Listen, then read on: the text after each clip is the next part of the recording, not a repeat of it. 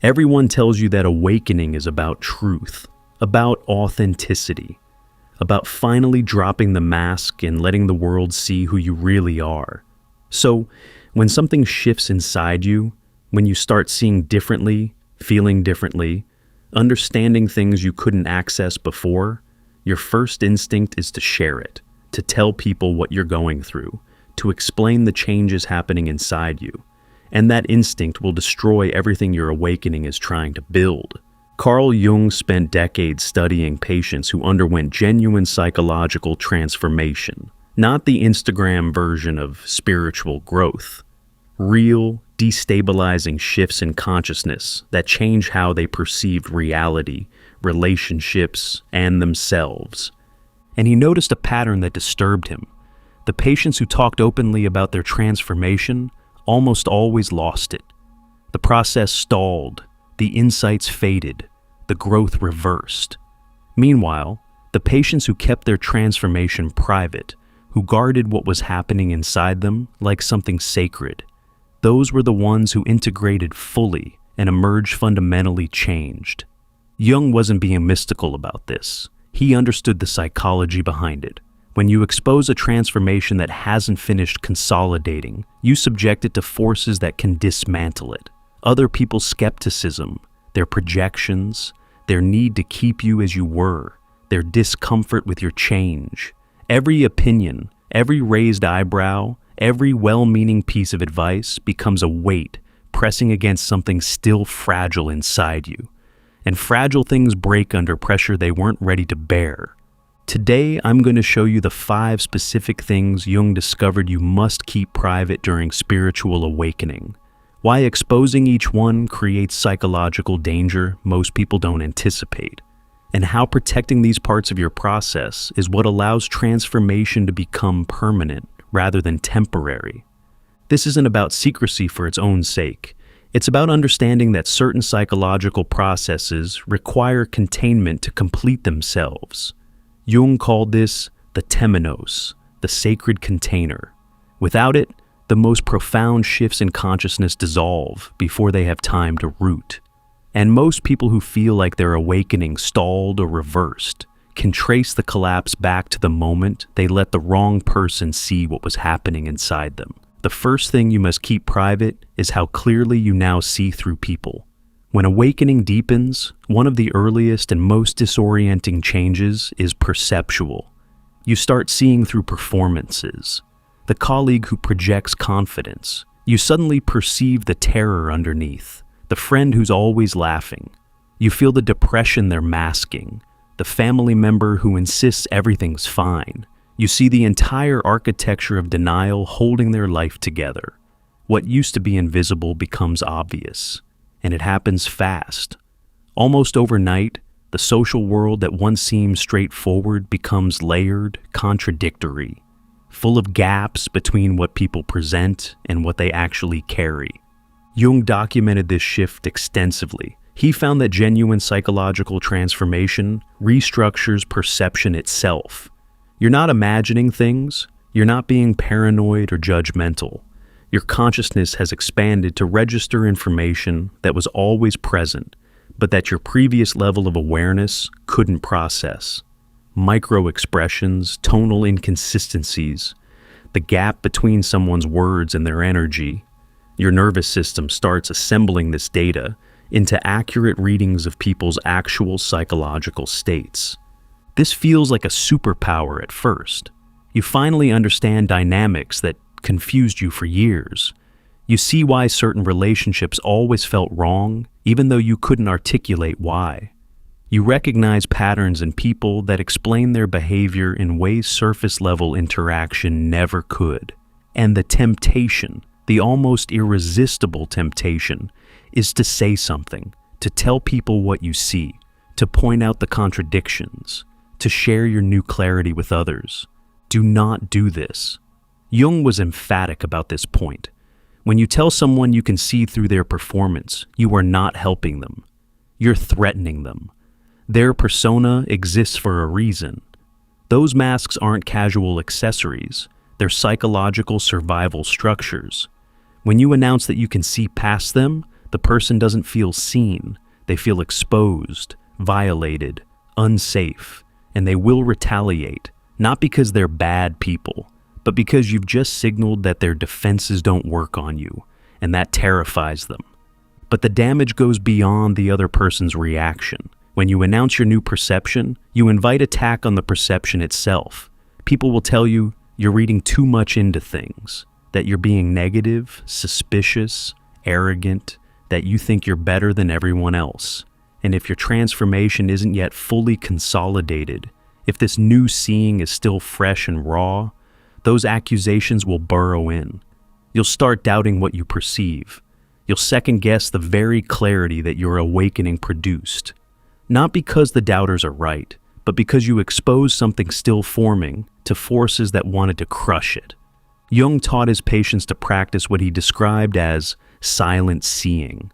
You perceive everything. You register the performances, the contradictions, the shadow material people are hiding from themselves. But you keep that perception internal. You use it to make quiet decisions about who to trust and how close to allow people. You let it guide your choices without announcing it as a philosophy or a revelation. Your clarity becomes your private compass, not a public declaration. And precisely because you protect it, it deepens. It sharpens. It becomes permanent instead of being eroded by everyone else's discomfort with what you can now see. The second thing you must keep private is the shadow work you're doing. Real awakening isn't the ascent into light that popular spirituality sells. Jung knew this. He documented it over and over. Genuine transformation requires descent. It means going into the parts of yourself you've spent your entire life avoiding. The selfishness you hid behind generosity. The rage you buried under patience. The hunger for control you disguised as caregiving. The parts of you that are petty, manipulative, jealous, capable of cruelty, not in theory, but in actual lived moments you'd rather forget. Shadow work is the process of facing these parts honestly, instead of pretending they don't exist. And it is, without exaggeration, the most psychologically brutal thing a person can do. You sit with the version of yourself you find repulsive, and instead of pushing it away, you acknowledge it, you integrate it. You stop splitting yourself into the acceptable version you show the world, and the unacceptable version you keep locked in the basement of your psyche. And when you're in the middle of this process, you feel compelled to talk about it, partly because it's so intense you need to externalize it, partly because there's a strange pride in doing difficult inner work.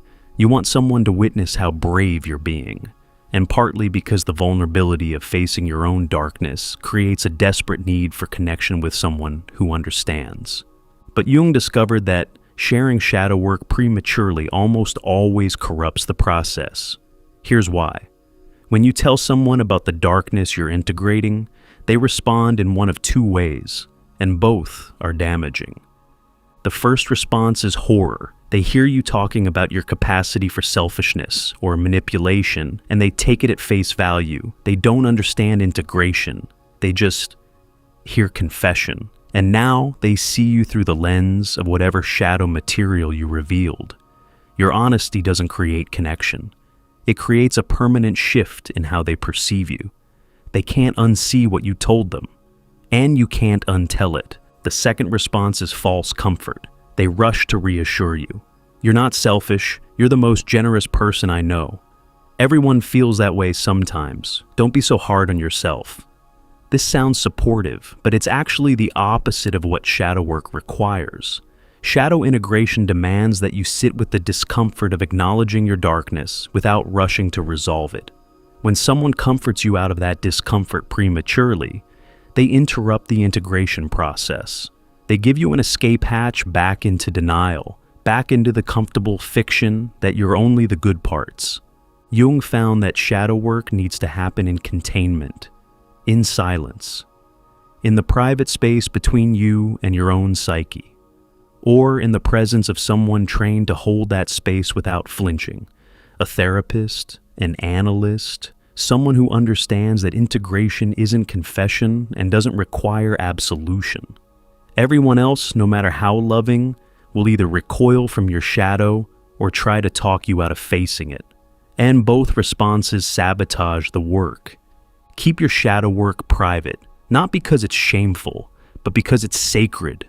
The integration of your whole self, the light and the dark, the generous and the selfish, the compassionate and the cruel, is the most important work of your life.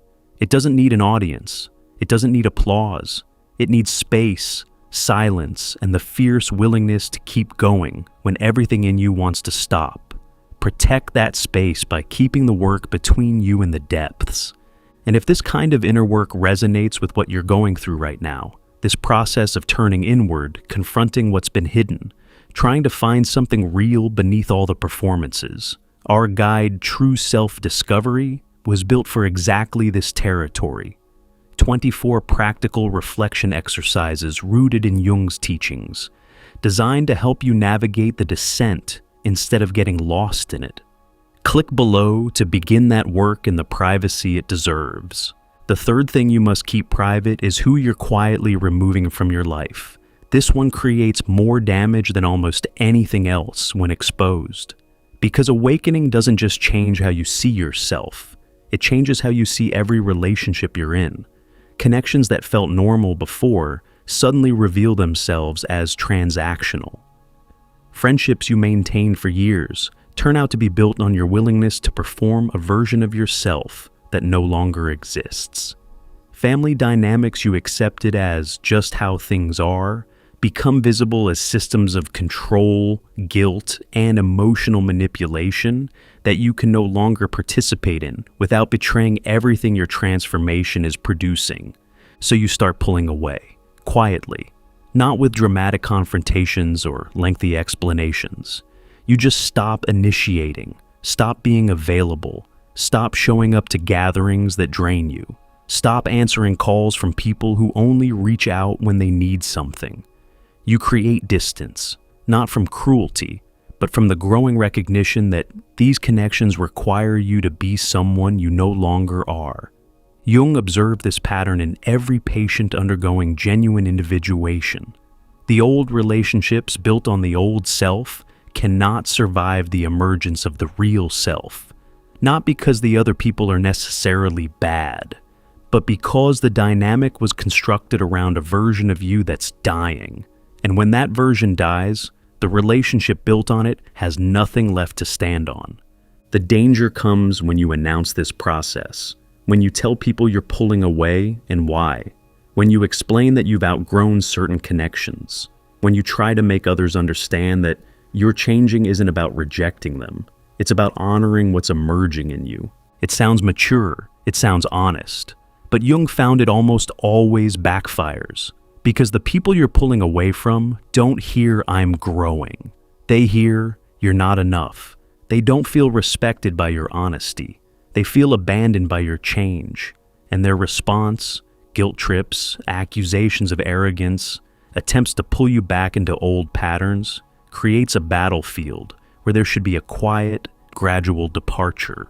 When you announce who you're removing from your life, you also invite people to form opinions about your choices before those choices have finished forming. You might be in the early stages of recognizing that a friendship is toxic, but you're still processing it. You haven't fully resolved your own feelings yet. And if you share this with mutual friends or family members, their input floods a decision that wasn't ready for external pressure. Suddenly, you're managing everyone's reactions instead of honoring your own process. Jung's approach was to let transitions happen organically and silently. You don't owe anyone a speech about why you're creating distance. You don't need to justify your absence.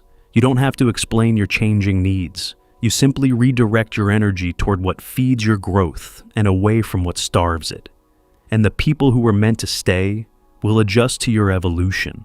The ones who weren't will fall away naturally, without the violence of forced confrontation. Let the distance speak for itself. Let time do what dramatic conversations never can. Protect the quiet reshaping of your social world by refusing to turn it into a public event. The people leaving your life don't need announcements. They need the respect of a silent departure that doesn't demand they understand why. The fourth thing you must keep private is how little you now need from others. Awakening does something to need that most people find deeply threatening. As you integrate your shadow, as you develop genuine self-knowledge, as you stop looking for external validation to prop up an identity that was never real in the first place, something shifts at the foundation of how you relate to other people. You stop needing them to complete you. You stop needing their approval to feel worthy. You stop needing their presence to feel safe. You stop needing their agreement to trust your own perception. This isn't coldness. This is an emotional shutdown. Jung was careful to distinguish genuine psychological sovereignty from defensive withdrawal. Defensive withdrawal is pulling away because contact hurts too much. Sovereignty is remaining open to connection while no longer requiring it to function. The difference is enormous. One is a wound pretending to be strength. The other is actual strength that no longer needs to pretend. But when you reveal this shift to people, when you tell them you don't need external validation anymore, that you're content alone, that their opinion no longer determines your sense of self, it lands like rejection, even if you frame it gently, even if you emphasize that you still love them, still value them, still want them in your life. What they hear beneath your words is, "I don't need you anymore." And in a world where most relationships are built on mutual need, on the unspoken agreement that we'll complete each other's missing pieces, announcing that you've become whole on your own feels like a betrayal of the contract. Jung found that this shift in need was one of the most important developments in individuation. He called it psychological self-containment, the ability to hold your own emotional weight without transferring it onto others. Reaching this state meant your relationships could finally become authentic, because they were chosen rather than needed. You weren't clinging to people because you'd collapse without them. You were present with people because you genuinely wanted to be. That's a fundamentally different quality of connection. But most people haven't reached this state and don't understand it from the outside. When they observe your decreasing neediness, they interpret it through their own framework. They think you're suppressing emotion. They worry you've become detached or dissociated. They suspect you're building walls.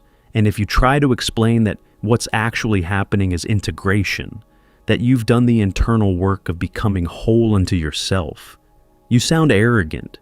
You sound like someone claiming superiority, even though what you're describing is simply the natural result of facing your own psyche honestly.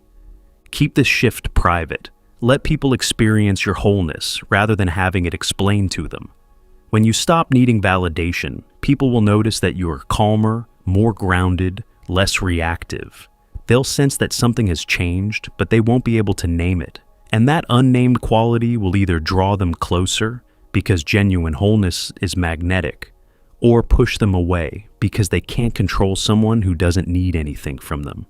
Either way, the truth of your transformation communicates itself through your presence. It doesn't need your words. Jung taught that real transformation speaks through how you live, not through what you claim. The person who is truly integrated doesn't need to announce their wholeness. It's visible in how they handle conflict, how they respond to criticism, how they sit with uncertainty without grasping for reassurance, how they can be alone without being lonely. These qualities speak louder than any declaration of spiritual growth ever could. Let them speak, and keep the source of that shift, the inner work, the dying of old needs, the birth of self-containment, between you and the silence where it was forged. The fifth thing you must keep private is what you know about the people closest to you. This is the heaviest one, the one that creates the most loneliness when you carry it alone. Because as your perception deepens through awakening, you don't just see through strangers and acquaintances. You see through the people you love most, your partner, your parents, your closest friends, your children. You begin perceiving their unconscious patterns with the same devastating clarity you turned on yourself during shadow work. And what you see is often heartbreaking. You see your parents' wound that they've never faced, the one that made them incapable of giving you what you needed as a child. Not because they were evil, but because they were broken in ways they never had the courage or the tools to address. You see your partner's defense mechanisms, the ways they avoid intimacy while claiming to want it, the childhood programming running beneath their adult behavior, the fear masquerading as logic in every argument. You see your friend's self-sabotage, the pattern they have repeated in every relationship for 20 years, the core belief driving it, the trajectory it's heading toward. And you see all of this involuntarily, not because you're looking for it, not because you're analyzing people you love, but because awakening expanded your perception permanently, and you can't shrink it back down to accommodate anyone's comfort level, including your own. The temptation here is enormous. You want to help. You love these people. You can see exactly what's holding them back, exactly what wound is driving their behavior, exactly what they'd need to face to break free. And some part of you, the part that still carries the old helper identity, the part that believes seeing clearly creates responsibility to intervene, screams at you to say something, to point out the pattern, to offer the insight that could change everything for them. Jung was unequivocal about this. Do not share unsolicited psychological perception with people who haven't asked for it. It doesn't matter how accurate your insight is. It doesn't matter how much you love them. It doesn't matter how clearly you can see the path out of their suffering. If they haven't asked you to look that deeply, your perception will land as violation, not as love, as judgment, not as compassion, as arrogance, not as care. He found that when his patients shared their deepened perception of loved ones, the result was almost universally catastrophic. The loved one felt exposed. The relationship suffered a breach of trust that was nearly impossible to repair. And the awakening person was left more isolated than before, not only carrying the weight of what they could see, but now carrying the guilt of having damaged a relationship by revealing it. There's a deeper reason Jung insisted on this privacy, and it goes beyond protecting relationships. When you keep your perception of others' unconscious material to yourself, you're practicing a form of psychological respect that most people never develop. You're acknowledging that everyone has the right to their own timeline of awareness, that seeing someone's wound doesn't entitle you to perform surgery on it, that understanding someone's pattern doesn't make you responsible for breaking it. This is one of the hardest lessons of awakening. You can love someone completely, see them with absolute clarity, understand exactly what they need, and still be powerless to give it to them. Because transformation can't be administered from the outside. It has to arise from within. And your role, no matter how much you can see, is to love people where they are, rather than where your perception tells you they could be. Carry what you know quietly. Let your understanding of the people you love inform how you engage with them, more patiently, more compassionately, with fewer expectations. But don't announce what you see. Don't try to accelerate their process. Don't mistake your clarity for permission to intervene. The kindest thing you can do with the knowledge awakening gives you about others is hold it gently and let them find their own way to whatever truth they're ready for. Jung understood that there's a particular grief in this, a loneliness specific to people who see clearly and must remain silent about what they see. You carry knowledge of the people you love that they don't carry about themselves. You understand dynamics in your relationships that the other person can't perceive yet.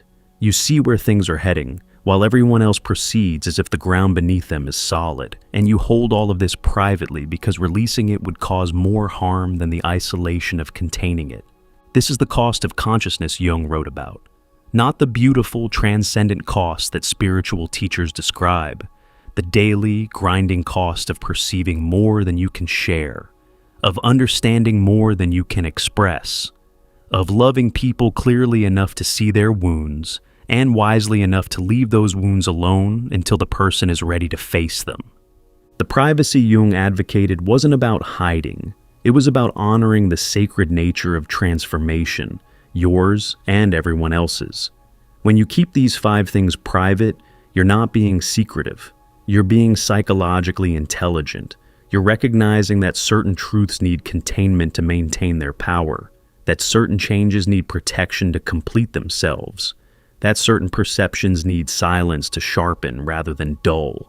You're creating what Jung called the temenos around your awakening, the protected space where transformation can do its work without interference, where a new perception can consolidate without being attacked, where shadow integration can deepen without being interrupted, where the slow, painful, beautiful process of becoming who you actually are can unfold without being subjected to the opinions of people who haven't begun their own descent. This doesn't mean you walk through the world alone forever. Jung never advocated permanent isolation. What he advocated was discernment about timing and audience. Eventually, as your transformation consolidates, you'll find people who've done their own work, people who can receive your honesty without flinching, people who see with the same clarity you do and understand the loneliness of that sight. These people will become your true community, not because you share everything with everyone, but because you've learned to share selectively with those who have earned access to the truth of what you carry. Until then, guard what's happening inside you, not out of fear, but out of reverence. What's transforming in you is precious. What you're perceiving is real. What you're integrating is powerful. And none of it needs external permission to be valid. The world will try to comment on your process, critique your changes, interpret your silence, diagnose your distance. Let it. You know what's happening inside you. Jung would tell you, that's enough. That private knowing, protected and cultivated in silence, is what transforms temporary insight into permanent consciousness. Your awakening isn't a performance. It's not content for conversation or proof of your evolution. It's the most intimate process you'll ever undergo, the dismantling and rebuilding of who you are at the deepest level. It deserves the same privacy you'd give to any sacred act. Not because the world can't handle it, but because the work itself requires a kind of quiet that other people's voices will inevitably disrupt. Keep these 5 things private. Let your transformation speak through how you live rather than what you claim. Let the changes in you become visible through your choices, your calmness, your discernment, not through your explanations. Jung spent his life showing people that the deepest psychological work happens in the silence between stimulus and response, in the space between perception and speech, in the gap between seeing clearly and deciding what to do with that sight. That silence is where your awakening lives, protected, not forever, but for as long as the work requires containment to complete itself. You'll know when it's safe to speak.